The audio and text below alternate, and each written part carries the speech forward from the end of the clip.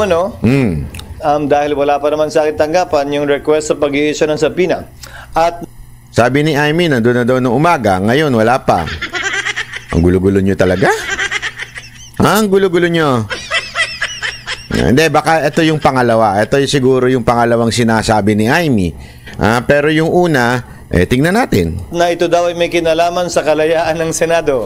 Nais kong sabihin, ang pagiging malaya ng Senado ay hindi pinapatunayan sa kada isang insidente kaugnay ng kagustuhan ng isang miyembro. Sabit yan. Sabit yan, sir. Ipapaliwanag ko sa'yo, ha? Ipaliwanag ko lang sa'yo. Sinasabi niya, ang kalayaan ng Senado ay hindi napapatunayan ng isang instance lang o isang pagkakataon. Tama ka dyan. Tama ka na hindi napapatunayan ito. Kailangan mo ng maraming instances para masabi mong tunay na malaya, ika nga. Pero, ito ang pero dyan. Pero, kung ang isang bagay ay hindi kayang panindigan, nagkakaroon ng problema sa credibility ng kalayaan ninyo, lalong-lalo na ikaw, yung credibility mo bilang isang Senate President, yung credibility mo na ikaw ay independent at nagdidesisyon ng sarili mo, malaking problema natin. Ibig sabihin, tila nadidiktahan ka ng Malacanang.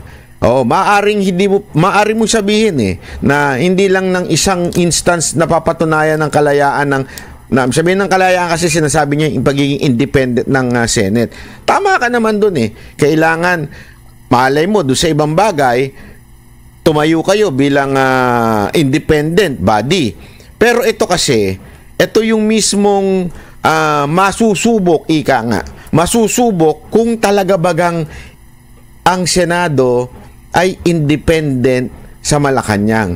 Kasi ito yung direct na banggaan ng utos ng Malacanang at yung batas na ipinatutupad ninyo. So direkta ito. So maaring sasabihin mo hindi ho mapapatunayan ng iisa, pero gayunpaman sira ang credibility mo. Bilang Senate President, bakit mo pahihintulutan ang ganitong klase na desisyon, ika nga, na tumiklop kayo sa utos ng Malacanang? Ito'y mababakas, makikita at mapapatunayan sa direksyong tinatahak ng aming institusyon. Yun nga ang direksyon ninyo Tila ang direksyon ninyo, sunod-sunuran sa kautusan ng Malacanang. Diba? Ito na po yun Ito na po yung tipping point Ito na, wala na hong ibang masasabi natin. Ano ba? Kayo ba'y malaya, independent o hindi? Kasi magkaiba ng utos di ba? Magkaiba kayo ng tinatahak. May sarili kayong rules, may sarili kayong batas, pero binabangga ng Malacanang. Ang tanong, titiklop ba kayo o hindi? Mamaya papaliwanag natin yung dahilan niya kasi may palusot siya dito Ito yung palusot niya. Nasabi ko na kanina at alam na rin niya yun na dahil sa pag-invoke ng executive privilege na sang-ayon sa mga naging desisyon ng Korte Suprema, ay minabuti ko na ito'y i-refer sa legal ng Senado para sa gayon ay matiyak na ang aming gagawin. Tumatawag si Hart. Ay, hindi si Hart yan. Ikaw naman banat ba yun? Nainggit ka na naman kasi single ka Hindi. May nagre-ring kasi yung telepono niya ay hindi makakadagdag ng gulo at hindi maglilikha ng constitutional crisis. So, ang ginawa niya, pinasa daw niya sa legal ng Senate. Okay? Sa madaling salita, umiiwas pusoy talaga siya. Sa madaling salita, kung ano man daw ang desisyon ng Senate legal team, yun ang kanyang somehow papanigan. Okay? So, pag sinabing ng Senate, legal ng Senate at sinabing, magkakaroon tayo ng problema, so wag mo nang pirmahan niya subpoena. Tapos, siyempre, alam mo sasabihin ni Escudero, alam ko na Sabi ng legal ng Senate, ganito daw at makakagulo pa ito sa ating bayan na dapat tayo nagkakaisa sa tunay na problema ng ating bansa. Ganyan, di ba? Alam naman po natin yung mga karakas na ganyan eh. O, di ba ho? O, eto ang problema ko dyan. Ang problema natin dyan, meron kang katono. O, yung piyok mo, ika nga yung kanta mo, may katono. Sino? Si Marcos. Ganyan din ang tono ni Marcos nung tinanong siya, akala ko ba we are no longer part of the ICC and you said na we are no longer wala nang authority ang ICC sa Pilipinas. Ano masagot niya? Interpol. Hindi kami sumusunod sa ICC because we are no longer part of the ICC, but as a country who cooperates with Interpol, so Interpol ang may kasalanan. Interpol ang sinusunod namin. So ginawa niyang scapegoat yung Interpol. Sounds family? Sounds familiar, mga kababayan? O, ganyan din si Jace Escudero. Ganyan ang kanyang direksyon.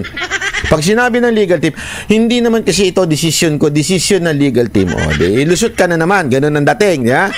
Pare-pareho kayong walang yag balls. Gago! Yun ang katotohanan. Hindi ninyo kayang panindigan ang tunay na batas sa Pilipinas. Ang simple-simple lang ho niyan. Sa dulo, anumang compulsory process na i-issue ng Senado na hindi kayang ipatupad ng Office of the Sergeant at Arms, siyempre hihiling ng tulong yan sa tanggapan ng Philippine National Police. Paano mo ipapatupad yon kung hindi sumasang-ayon ng executive doon? Yan ang simulain at bahagi ng tinatawag nating constitutional crisis na hindi ko papayagang mangyari o makadagdag pa sa kasalukuyang mga problemang kinakaharap ng ating bansa. Yan. So, yan ang kanyang palusot. O, alam na natin ang decision niya. Alam na natin ang decision niya na hindi siya papabor sa subpoena because there will be a constitutional crisis.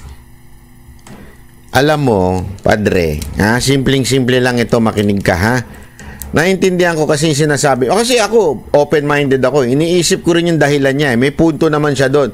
Paano mo isusubpina si Marbil, si Torre, ang sekretary? Paano mo isusubpina? Sino ang aaresto sa kanila? Iuutos mo sa Sergeant at Arms, sa police. Sino ba ang head ng police? Si Marbil. Di ba?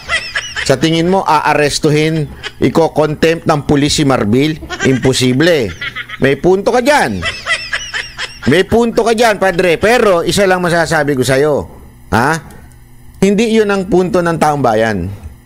Ang punto ng taong bayan ay wala na kaming kakampi sa gobyernong ito. Na supposedly, the government is for the people. The government should be of the people. Kailangan itong gobyernong ito ay para sa taong bayan, nagsisilbi sa taong bayan, ang namumuno ay taong bayan. Pero dahil sa ginagawa ninyo, na tila wala na kaming kakampi, kahit sa Senado, ay isang kalapastangan sa ating konstitusyon. Bakit o kanyo? Dapat diba, all powers in the government, all authority emanates from the people. Ngayon, dahil sasabihin nyo lang merong constitutional crisis, hindi nyo nakakatigan ng tama. Naintindihan natin mga kababayan, simpleng-simple lang ito. Sa akin, kung sa tingin mo magkakaroon ng constitutional crisis, still, sign the subpoena, prove to people that Senate is independent. Kung hindi arestoin ng PNP, it's okay. At least you prove to the people that you are independent and that you are in the side of the people. Whether maaresto, hindi maaresto, abay problema na ho nila yan. Problema na ng pulis kung hindi sila arestohin. Pero at least kayo nanindigan. Dito pa lang, hindi na kayo naninindigan. Napakahalatang umurang ang buntot ninyo Paano na ang taong bayan ito? Saan natatakbo? Supposedly, kayo dapat ang tinatakbuhan Di ba? Korte at kayo. Sa korte, alam naman po natin, it's a fact. Matagal talaga sa korte. It takes time. So what are you going to do? Ito lang na simple yun Cheese Escudero. Cheese Escudero. Makinig ka ng mabuti sa akin, ha? Alam kong ordinaryong Pilipino ko, pero ako po ang isa sa mga nagbabayad ng inyong sahod bilang isang taxpayer. Opo, taxpayer po ako kahit i-check mo. Nagbabayad po ako ng tax. Kaya nga ako nakakakuha ng visa kasi meron po akong income tax. Pero gayon pa man, isang simpleng bagay lang, Mr. Cheese Escudero. Kung may bayag ka, pirmahan mo. Kung may bayag ka, pero kung talagang pinapatunayan mo na isa kang utusan ni Lisa Marcos, wala tayong magawa doon. Sana lang hindi magselo si Heart Evangelista. Diba? Kahit ba sabihin na natin may constitutional crisis kayo at least nanindigan ka. Kaya kahit pa paano, mas bilib pa ako kay Senator Amy kaysa sa'yo. Si Senator Amy, kahit alam niyang tatamaan yung kapatid niya kahit anong iniiwas niya yung kapatid niya pero obvious naman na kapatid niya ang isa sa mga nang mamando. Kasi, alam naman, don't tell me, si Bersamin, gumagalaw ng hindi alam ni Marcos. Ano to? Natutulog? Natutulog ba si Marcos? Baka ma-over ano yan, ha? Ma-over, sleep. Okay yung ano, easy. Gago! Baka ma-over sleep yan. Hindi, kasi ganun ang ano dating. Pero gayon pa man, ano ginawa ni Senator Amy?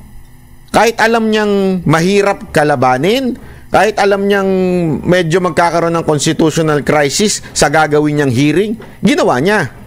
Then let the people decide. Let the people know. That's what is important here. Malaman ng taong bayan, nakakampi namin kayo. Eto, anong kinukonclude nito sa sinasabi mo? Na ikaw ay tuta ni Marcos. Na ikaw ay sunod-sunuran sa Malacanang. Yan po ang pinatutunayan nito. Di ba? Hindi yan constitutional crisis. Anong pakialam ng taong bayan doon? Kung hindi sumunod yung pulis, wala tayong magagawa. Ganun naman talaga sila Alam mo, ito bigyan kita ng istorya. Istoryahin lang ito. Ito, napakasimpleng istorya. Alam mo ba kung gaano kabastos? Gaano kabastos ang Espanyol sa atin? Nung panahon na si Rizal papatayin na sa Luneta, di ba? Alam mo kinuha ng mga Espanyol, mga Pilipino. Ang nagsuplong din mga Pilipino. Ang mismong babaril kay Rizal, mga Pilipino. Tapos nasa likod nila yung mga Espanyol. Pag hindi nyo binaril yung si Rizal, kami yung babaril sa inyo. Ganon kawalang niya ang Espanyol. Tapos, alam mo, sigurado ako, sa mga kawal na nandun, alam mo sinasabi nila? Ginagawa lang namin trabaho, utos sa taas yan Wala kami magagawa, utos sa taas, papatayin kami. O, di ba? Kasi noon yung time na yun, ganun dun Noong time na yun, papatayin ka talaga pag hindi ka sumunod sa utos papatayin kami. Nakatutok yung baril sa amin Diba? Kaya lahat kami, we will pull our trigger. Alala nyo yung ginawa kay Rizal? Ganun din ang ginagawa ng mga pulis kasi ngayon Yan din ang dahilan nila Kailangan lang namin sumunod, utos sa taas Wala naman kaming choice. O anong pinagkaiba nyo doon sa bumaril kay Rizal? Wala. Ngayon, ano punto ko dito, Mr. Escudero? Parang ganyan ka din. Hindi mo gagawin kasi magkakaroon ng problema. Magkakaroon ng crisis. Ang punto dito, nanindigan ka. That's the very point. Nanindigan ka. Wala. Dito pa lang. Wala na. Alam mo, sigurado ko, deep in your heart, alam mong sablay ang ginawa nila Torre, nila Marbil. Alam mo, matalino ka doon sa vlog nyo ni Hart. Galing-galingan ka O, di ba? So, sigurado ko matalino ka. Alam mo yan. At mismo, yan ang konklusyon. Kasi lumabas doon sa hearing na talagang pinagplanuhan, mali-mali yung sinunod na order. Mamaya, itutuloy natin yung hearing na yan. Di ba? Ibig sabihin lang nun, wala ka talagang bayag. Sana bumaba ka na bilang Senate President. Kung hindi mo kaya, bumitaw ka na dyan. Wala pa talaga ako nakikitang kaya dapat talaga iboto natin yung mga Kasi yung mga Duterte senators, yun ang may mga bayag. Yung mga kandidato ni Duterte, yun ang may mga bayag. Unang-una na dyan, si Kibuloy. Hindi, walang biro ito mga kababayan. Ha? Si Kibuloy po. Bilyon ng alok para kunin ng SMNI, sumunod sa utos ni Marcos, sumunod sa utos ni Romualdez. Bilyon. Ganong katindi ang alok. Nung hindi siya pumayag, ano nangyari? Kinulong siya. At least nanindigan. Yeah? At yung iba pang mga tumatakbo ngayong senador sa ilalim ni Pangulong Duterte, lahat po yan may mga paninindigan. Oh, lahat po yan may bayag. Kaya sana ma-replace ka na. Sana mapasok lahat mga kababayan. Alam ko nakakainit ng ulo ito, nakakainit ng dugo ito si Chis Escudero. Pero again, paano tayo gaganti? Hindi natin sila magagantihan. Hawak nila kapangyarihan eh. Alam mo sa totoo lang ngayon, pag nag-uusap-usap kami ng mga vlogger, isa lang nasasabi namin eh. Hawak nila ang kapangyarihan. Hindi na nila sinusunod ang due process. Wala na tayong magawa bilang mga Pilipino para tayong inaabuso araw-araw. Pero alam nyo, isa lang, may magagawa tayo sa eleksyon. Sa darating na eleksyon, dyan natin ilabas, ibuhos ang galit natin sa eleksyon. Iboto talaga natin ang mga kaalyado ni Pangulong Duterte. Wag na tayo, hindi ko gusto yan, hindi ko kilala yan, wag nang ganoon. Ibuhos na natin ang galit natin dito. Kasi kung pinagkatiwalaan ni Duterte yan, may tiwala si Duterte. Hindi naman po yan na mag-i-endorse ng wala siyang tiwala at masisira siya. May tiwala ho siya sa bawat isa doon. Kaya doon pa lang sa fact na yun, iboto na natin. Diba? Yun ang nga sa akin. O, tuloy natin tong pautot nito. Tinanong nyo ako kanina, sang-ayon ba sa pagkakaroon ng pagkakaunawaan o mas pagkakahiwa-hiwalay natin ang pagdinig na ito? Tingin ko yung pagdinig, hindi. Pero kung gagawin namin itong hakbang na ito nang hindi pinag-aaralan ng lubusan, marahil ay hindi ito makakatulong sa pagkakaisa natin at dadagdag sa posibilidad na magkawatak-watak tayo lalo. Alam mo, kung ganyan lang pala, di sana yun na sinabi ni Duterte nung kinukulong siya. Yung dudukutin na siya. Alam mo, tigil yan kasi masisira ang pagkakaisa ng bawat Pilipino. Sila ang sumira eh. Nananahimik si aling Vice President eh. Anong ginawa ninyo? Kaliwat kanan ng sinira, hindi ikaw, hindi ka kasaldot. Kaliwat kanan ng ginawa ng gobyernong ito para siraan siya. Kaliwat kanan, pina-impeach siya. Kaliwat kanan talaga ang ginawa. Ano nangyari? Nagkagulo. Tapos ngayon na dinala si Duterte doon, sasabihin mo, hindi, it's time to unite. Pang inang yan.